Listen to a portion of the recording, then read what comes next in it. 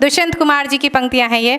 कहाँ तो तय था चरागाह हर एक घर के लिए, कहाँ चराग मयस्सर नहीं शहर के लिए, कहाँ चराग मयस्सर नहीं शहर के लिए।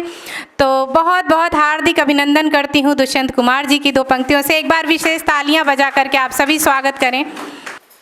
विभत्स घटना, हमारे सीमा पर एक सैनिक का शीश काट कर ले जाते हैं पाकिस्तानी, और उसके बाद देश के भीतर भी वो कुकर्म, विभत्सता बढ़ने लगी है। पहले जब एक सैनिक का शीश काट कर ले गए थे और उसका पार्थिव शरीर घर पहुंचा, तो उसके परिजनों को जब शीश भी देखने को नहीं मिला तो उन तड़प उठे। तब मैंने उस सैनिक की आत्मा की ओर से परिवार को सांत्वना देते हुए ये पंक्तियाँ लिखी थी, जो मैं आपके समक्ष रख रही हूँ। राष्ट्र ही सर्वोपरि है, अधिकांश रचनाएं देश पर ही लिखी हैं, तो प्रस्तुत है पंक्तियाँ।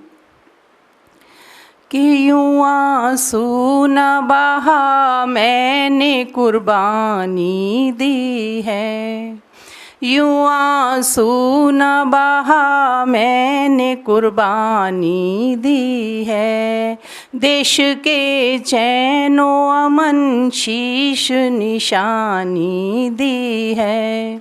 जिंदा है देश मेरा सीने में मेरे हर पल, बच्चा बच्चा भी सुने ऐसी कहानी दी है। वे अमर हो गए हमेशा के लिए, वे मरती नहीं आत्माएं कभी भी। तो कहते हैं मैंने खुद देश की रक्षा की कसम खाई है। देखिए, जिसमें देश के प्रति कोई जज्बा है वही जाता है सीमा पर, है ना, अपने देश की रक्षा हेतु। किसी को ज़बरदस्ती आप नहीं भेज सकते हैं। मैंने खुद देश की रक्षा की कसम खाई है, हर एक बूंद मेरी देश के काम आई है। मरते दम तक मेरे भारत थी मुझे तेरी कसम, मरते दम तक मेरे भारत थी तुझे मुझे तेरी कसम। इस तिरंगे के लिए जान ये लुटाई है, इस तिरंगे के लिए जान ये लुटाई है। यूँ आंसू न बहा मैंने कुर्बानी दी है। ये तो उस सैनिक के हृदय की बात थी। हम देश के भीतर क्या कहते हैं, सब परिस्थितियों को झेलते हुए भी हम भाईचारा बना के रखना चाहते हैं।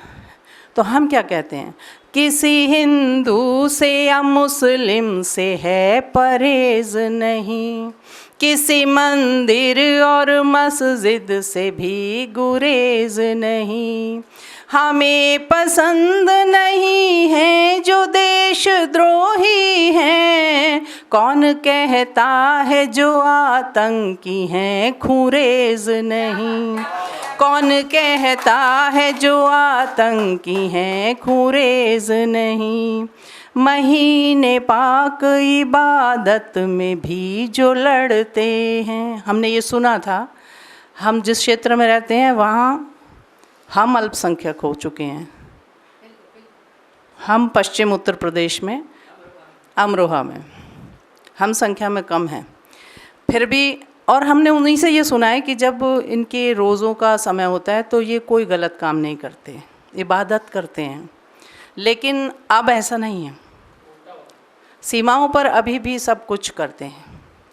तो महीने पाक इबादत में भी जो लड़ते हैं, सरहदों पर क्यों वीर बलि चढ़ते हैं।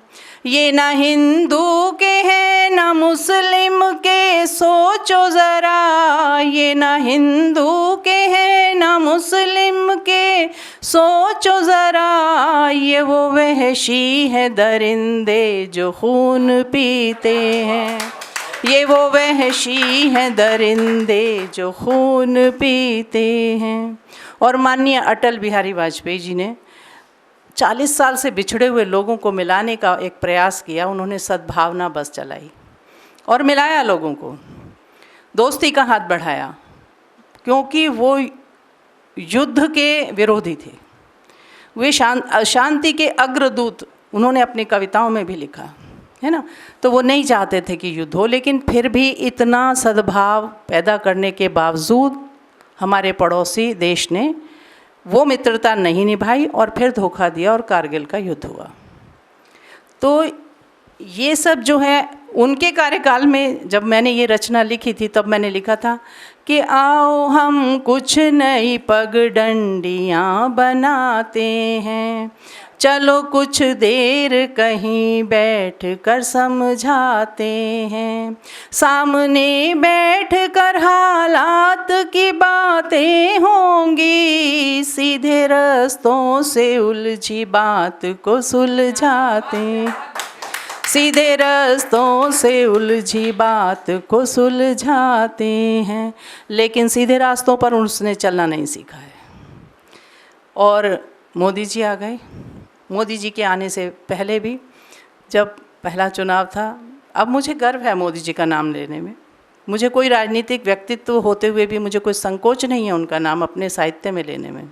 ऐसा व्यक्तित्व हमारे देश ने वर्षों बाद पाया है, ऐसा व्यक्तित्व जिसका हमारे युवा पीढ़ी अनुसरण कर सकें, नहीं था हमारे पास। अब इतने वर्षों में कार्यकाल में कभी एक छुट्टी ना लेना, समय से उठना और देश के लिए हर क्षेत्र में सोचना और कार्य करना, बच्चों से लेकर बड़ों तक उनका जीवन देश के लिए समर्पित है पूर्णतः।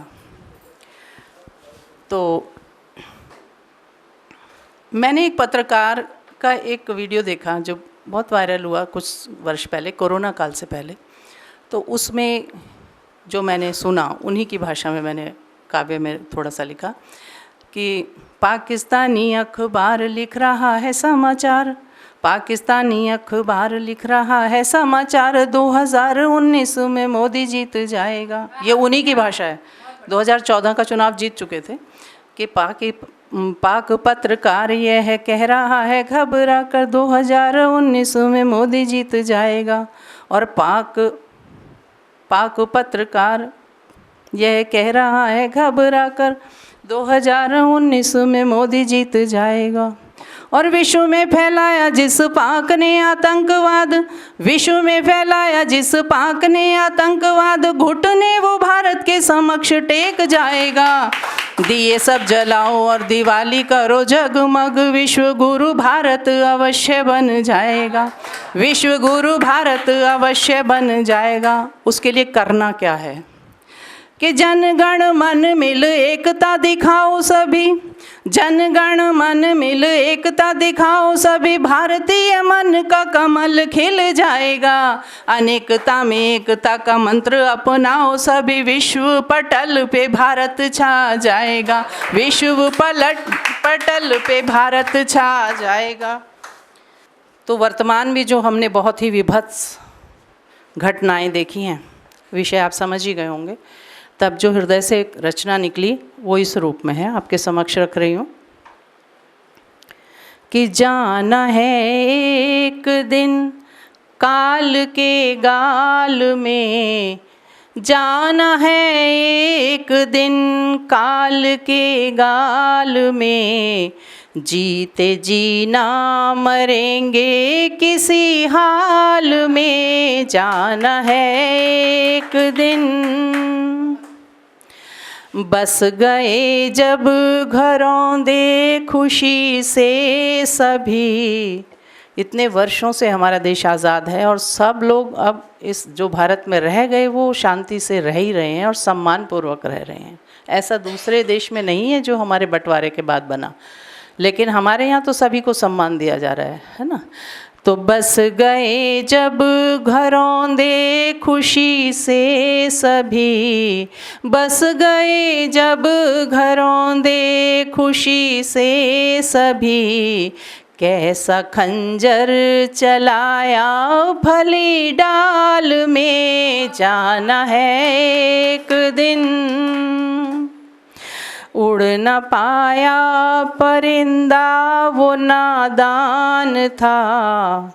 जो पहली घटना घटी अगर वो उस स्थान को भी छोड़ देता, भारत में कहीं और भी किसी से शरण मांग लेता तो शायद बच जाता।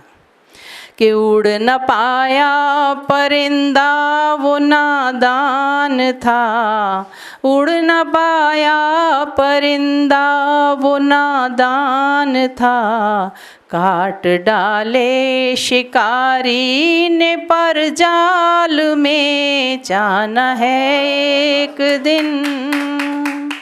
और प्रतीकों में बात कही जाती है तो लाल रंग से रंगी है चुनर मात की, लाल रंग से रंगी है चुनर मात की, भर गया दर्द ही दर्द इस काल में जाना है एक दिन। कैसे होगा अमन चैन शामो सहर, कैसे होगा अमन चैन शामो सहर, बढ़ रही तलखियाँ अनकही चाल में जाना है एक दिन। एक मुद्दत से हम निवाला हुए, एक मुद्दत से हम निवाला हुए, छेद करने चले क्यों उसी थाल में जाना है एक दिन। किसने सोचा था यूं गैर हो जाएंगे, किसने सोचा था यूं गैर हो जाएंगे, नजरें बदली हुई हैं किसी चाल में जाना है एक दिन। और अंतिम बंद रख रही हूँ। सच है कड़वा मगर कंठ में थामना, सच है कड़वा मगर कंठ में थामना, शिव ही हो जाओगे चांद है भाल में जाना है एक दिन। बड़े बड़े मोदी जी को भी योगी जी को भी धमकियां मिल रही हैं, लेकिन मैं कहती हूँ कि हमने समुद्र मंथन में जो रत्न पाए वो भी देवताओं को बांट दिए गए, लेकिन शिव ने जो विष निकला समुद्र मंथन में उसे अपने कंठ में धारण कर लिया था। और शिव की प्रतिमा को आप देखेंगे तो शीश पर चंद्रमा विराजित है जो शीतलता का प्रतीक है। तो हमें अपने मस्तिष्क को ठंडा रखना है और अपने कामों को करते रहना है। और वैसे भी भौगोलिक रूप से आप देखेंगे तो हमारे देश के शीश पर चांद है ना चांद। अगर आप ये वीडियो YouTube पर देख रहे हैं तो हमारे चैनल को सब्सक्राइब करें और बेल आइकन को दबाना ना भूलें। अगर आप Facebook पर ये वीडियो देख रहे हैं तो हमारे पेज को लाइक करें।